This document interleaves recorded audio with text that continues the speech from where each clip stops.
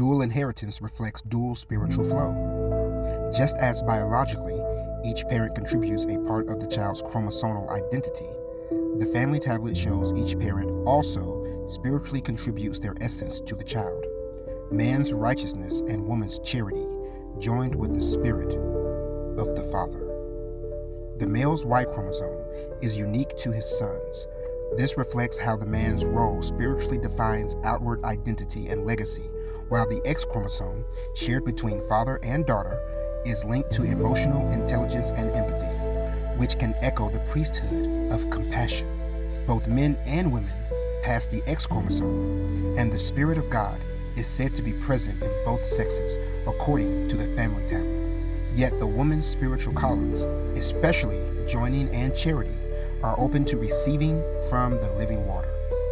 This may parallel the X chromosomes being more associated with nurturing and developing traits, as it carries more genes vital for brain and emotional development. The head of the child, its identity, is spiritually said to come from the man, filled with the Spirit of God, and formed by the woman. This metaphor aligns with scientific paternity, determining sex via X or Y chromosome, and maternity, shaping development in the womb. Now on the diagram, it shows the lines of inheritance and how they mirror the spiritual channels shown on the tablet. The X's, both children from the woman, that's joining, and the Y chromosome, specifically to the son from the man, righteousness and legacy. The tablet teaches the child is spiritually pure and fully dependent.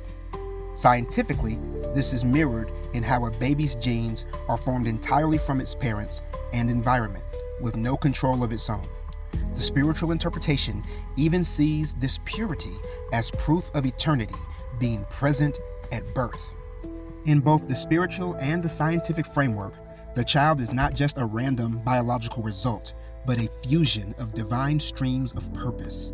The man's righteousness and outward priesthood, the woman's charity and inner nurturing, and the living water of the Spirit of God. Scientifically, chromosomes carry physical traits and potential. Spiritually, the same directional flows shape the soul and destiny. Understanding both realms together enriches how we see family, not just as a unit of biology, but as a sacred dance of power and glory between parents and the great I Am loving kindness, Anoki said.